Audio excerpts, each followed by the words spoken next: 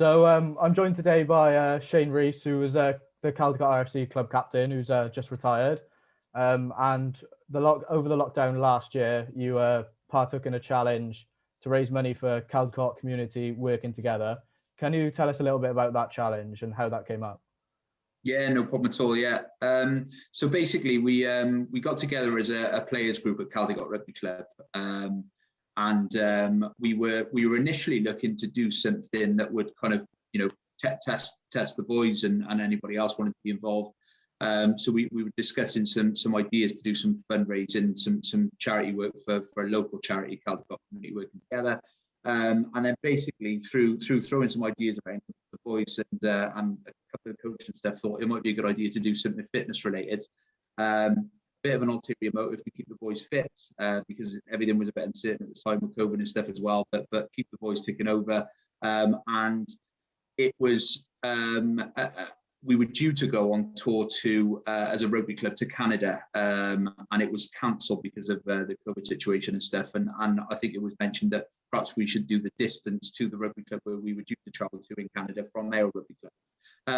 So that was kind of nailed down, and then we thought we'd just invite people to get involved. We did a few calculations looking at the distance and everything else, and thought that it would take probably 30-40 people realistically to do it over a month. And actually, we had more people buy in, and in the end, kind of we decided to go to Canada and back because we had enough people doing it to make it there quite easily, and it took off, but very successfully, and yeah, it was really good in the end in terms of the amount of buy-in from the players, family, support groups, and everything else. How much money did you end up raising in the end? I think we ended up being able to donate to the charity. In total, it was about £3,000, I think, in total. Which was a massive amount of money to have raised, really, and it was not just the people who were doing the actual kind of fitness per se and the miles, which there was a lot of people. Like I said, there was players, there was family, there was friends, everybody, kind of anyone involved with the club, really. So the mileage became not too much of an issue towards the end, but actually it was brilliant because everybody involved also then decided to try and raise as much money as possible, and it enabled us to raise the check across to them, which was huge, really, I think, at the time, particularly when they were doing such a big, important piece of work locally, providing meals to people and that sort of stuff, that were really struggling during COVID, basically. Yeah, obviously you touched on it briefly, but how important was it when you were coming up with the idea of the charity that you did something locally and you sort of gave back to the local community as a rugby club? Yeah, well, that part is huge for us, I think, because kind of, for me, well, growing up particularly, growing up around a rugby club and being around rugby clubs all my life, it's a huge part of the community, and it can have a massive positive impact, I think, on communities in terms of getting kids involved at a younger age. I think it's really beneficial. I've certainly benefited from it in terms of your development. If you get a group of friends and you stay involved with sport, my opinion is it tends to be more beneficial to you as you grow up and stuff. And I think in terms of locally, when you look at, the amount of people potentially that as a result of COVID struggle with, without family support, locally, elderly people in particular, and all these types of things. And then you have people like Rachel at Caldicot, working together, doing such good work. It incentivizes you to a degree to buy into that and help out. And obviously anything that we could have done in terms of fundraising, we probably ended up raising a lot more than what we thought we would. But any amount that we can put towards helping people locally, would have a positive result. And hopefully in another way, let people see that the rugby club are helping. And in theory, if they've got family members, they've got youngsters that want to get involved, it might end up being something that would benefit, Caldicot to have more people buy in and get involved with the club as well. How much do you think, the challenge benefited you, or you and others physically and mentally, being cooped up during lockdown? Do you think it, benefited you in both ways? Yeah, massively. Yeah. So personally, from my point of view, I mean, I'm getting a little bit older now, and fitness doesn't come as easy as it used to for me from a personal point of view. So any incentive to go out and do something certainly helps. You can't sit in the house and think, oh, I can't be bothered to do a run tonight, because you're all working towards a goal, as a team sort of thing. But I just think even as a team, and I watched, in the nicest possible way, groups of lads that don't tend to do huge amounts of fitness outside rugby really buy into it, and there was some lads that are, for instance, the boys that play in the front row, they're doing huge amounts of miles on the bike, running, doing 5Ks that they probably had never done before, to be honest. But so they could buy in, so it kind of raised awareness, but also probably benefited them massively in terms of, helping them to get fitter mentally. Obviously, as a result of that, it can help. I've found that in the past personally. So I think it would have had a huge positive impact on everybody involved as well. And then you also took part in a Shave and Nominate challenge to raise money for the intensive care unit staff at the Royal Gwent Hospital. Can you tell us a little bit about how important that was and how that came about? Yeah, so initially, again, we're quite lucky really at Caldicot. We've got a good, strong kind of player group, and when COVID started and there was a lot going on in terms of they were talking about hospital staff and everything being under huge amounts of pressure, which is just like, you can't even imagine really the amount of pressure they were under. Again, a couple of the boys said, can we do something to raise some money? Do something to put something back in, particularly again locally with a hospital where there's people working stupid hours, trying to get this under control and everything else. And somebody came up with the clever idea of perhaps all the boys shaving their heads. Somebody would do it, then they would nominate, and basically you would either have to shave your head and pay £10, or you didn't shave your head, you paid 20. So again, it was good incentive sort of thing.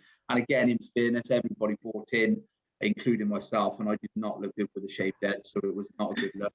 Didn't have a very happy wife for a few weeks, but all the boys bought into it massively.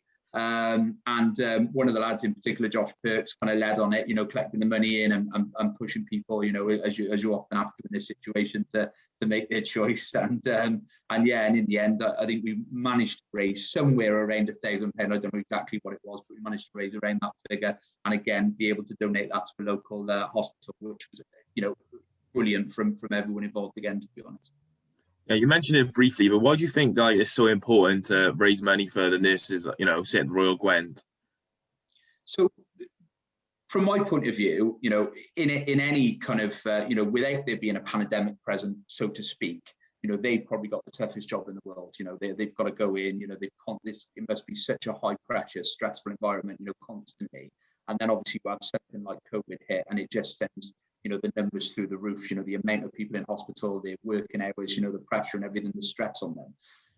From my point of view, locally, we've all got family that live locally. We've got family, we've got elderly relatives. We've got people that we love and kind of don't want to see poorly locally.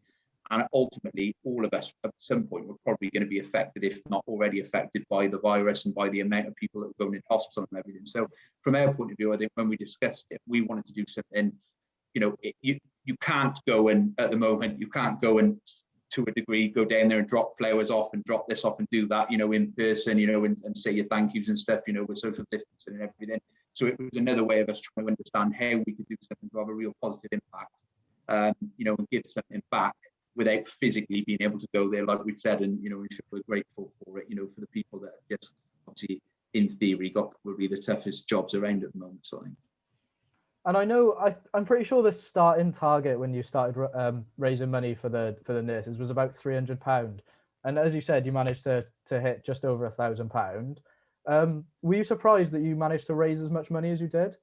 Yeah, well, we did it in, I've got a feeling in total it was much higher, because we did I think it was Mega Rugby Club as well, did a very similar thing. They were raising money, and I think all the money was clubbed together in the end and donated. But like with anything like that, I think there's an expectation, with this situation, with COVID and with people, unfortunately, could be out of work, could be struggling financially and stuff.